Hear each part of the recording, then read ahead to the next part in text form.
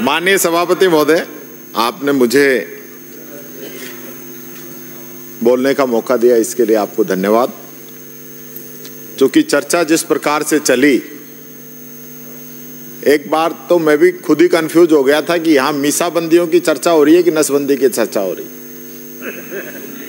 वो उस समय की जरूरत थी, जिस प्रकार से आबादी बढ़ रही थी उस चीज का निर्णय लिया गया था।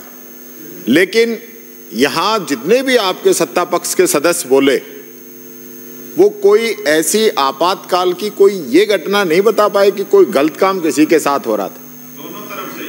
और दोनों तरफ से सबसे महत्वपूर्ण बात यह है, हमारे उदयपुर ग्रामीण से आने वाले माननीय सदस्य ने तो इतनी सुविधाएं बता दी जो एमएलए को भी नहीं मिलती, उतनी डिमांड कर दी आपने। मैं तो कह रहा हूं एक दो उन सबको भी पेंशन में शामिल किया जाए।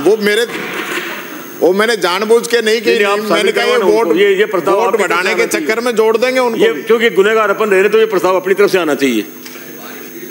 दूसरा, एमएलए में भी कोटा कर दो इनका, 2-4 आदमी एमएलए भी। पारिक साहब का प्रस्ताव था, रिलेवेंट बोले, कोई नहीं मान रहा था।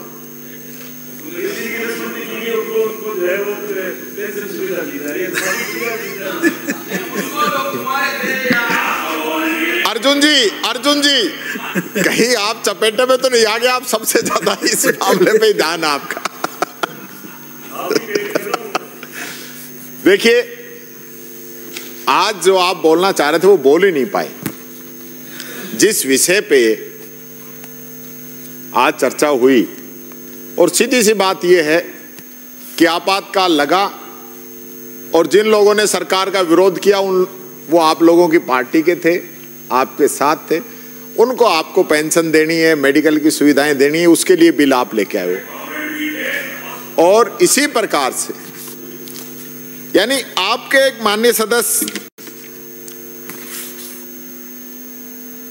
जिनगर साहब, सभापति जी, आप तो कह रहे थे सारी जेल हम लोगों ने भर दी, और अनीता बघेल जी कह रहे थे 1200 ही लोग हैं हमारे।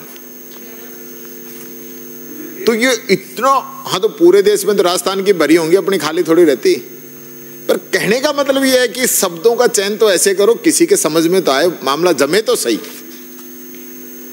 आज जो इंदिरा जी को हम सब लोगों को पहले जो है निशाना इंदिरा जी की तरफ, इंदिरा जी ने आपातकाल के समय जो किया, आप सब लोगों ने जो बातें कही, अगर वो सही होती तो 80 के अंदर प्रचंड बहुमत के साथ वापस नहीं आती।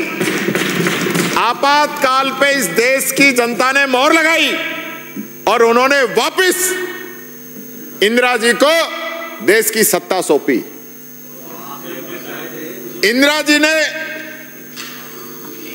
जो देश के अंदर, देश को आगे बढ़ाने के अंदर जो योगदान दिया, अभी मंत्री जी कह रहे थे 92,000 सैनिक, पाकिस्तान के 92,000 सैनिक घुटनों के बल टिका दिए, पाकिस्तान के 2 टुकड़े कर दिए, परमाणु विस्फोट कर दिया, अमेरिका का 8वां बेड़ा वापस भेज दिया, और 7वां बेड़ा वापस भेज दिया।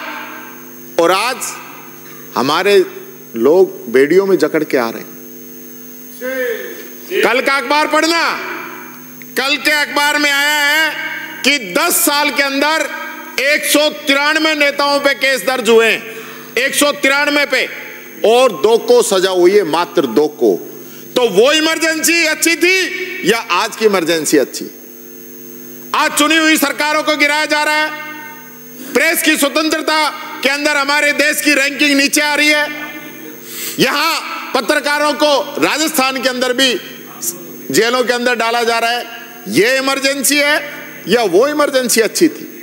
वो इमरजेंसी संविधान के तहत लागू की गई थी, और आज जो अघोषित इमरजेंसी चल रही है, कोई बोल नहीं सके, कोई बात नहीं रख सके, यह स्थिति इस देश के अंदर पैदा हो गई। आपने नोटबंदी लागू कर दी, नसबंदी में जितने लोग नहीं मरे उससे ज्यादा नोटबंदी के अंदर कतारों में खड़े होकर लोग मर गए, एक शब्द आप नहीं बोलते उसके लिए। वो इमरजेंसी नहीं थी, कोई आदमी कहीं भी था वहीं की, कल से नोट बंद भाई। इसलिए हमें यह सोचना पड़ेगा कि उस समय की क्या परिस्थितियां थी, आज की क्या परिस्थितियां हैं। ठीक है, आप अपने लोगों को फायदा देना चाहोगे, आपका बहुमत है, आपका बहुमत है, आप इस बिल को पास करोगे। लेकिन आप ये सोचिए कि आप जिनको पेंशन देना चाह रहे हैं उसको आप इसलिए पेंशन देना चाह रहे हैं कि वो आपकी पार्टी के लोग हैं।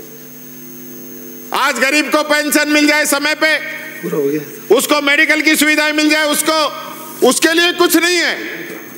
लेकिन जो आपातकाल के समय जेलों के अंदर चले गए, आंदोलन कर रहे थे, वो लोकतंत्र के सेनानी, कईयों ने तो स्वतंत्रता सेनानी कह दिया जोश जोश में।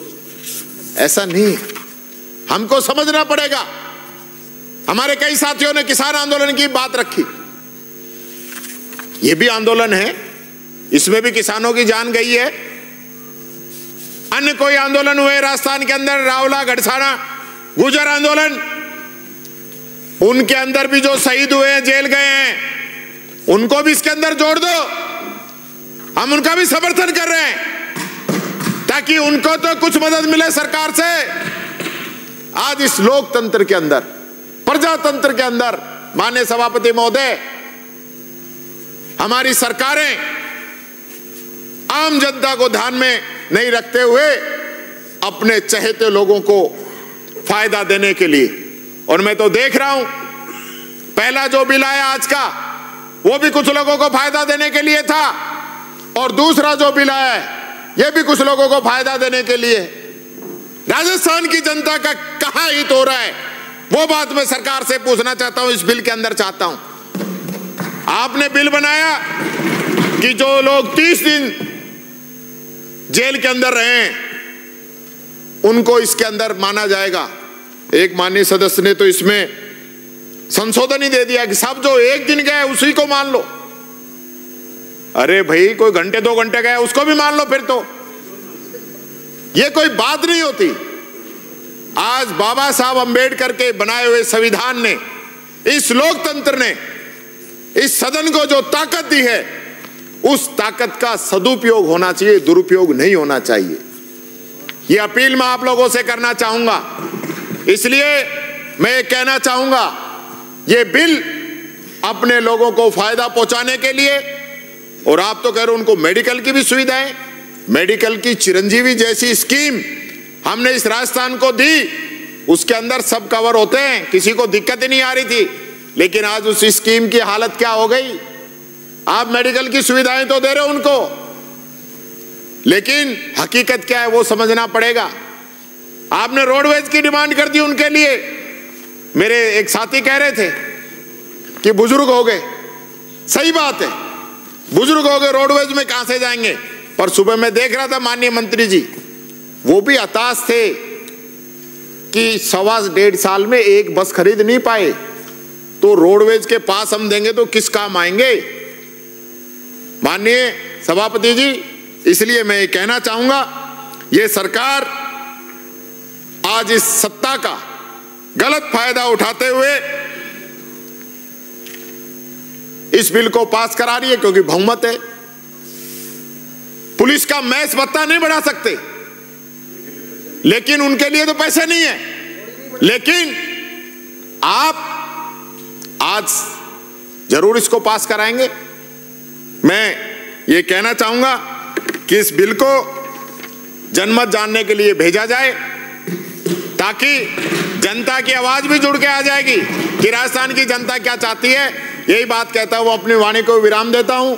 और एक व्यवस्था के पर्सन से भी मैं कहना चाहूंगा, अलवर के अंदर यूडी टैक्स के नोटिस दिए जा रहे हैं, लोगों के अंदर घबराहट है, खौफ है। 20-20 साल पुराने नोटिस अचानक आए हैं, तो उसकी सरकार जांच करे, लोगों को नाजायज तंग नहीं किया जाए। धन्यवाद सभापति जी।